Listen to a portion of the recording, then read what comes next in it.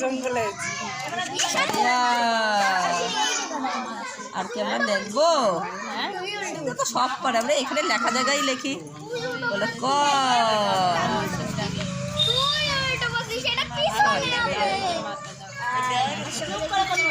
খ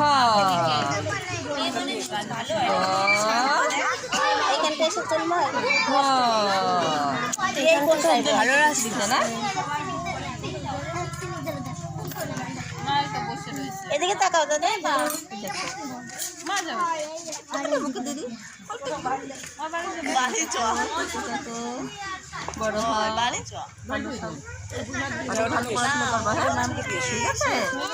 হ্যাঁ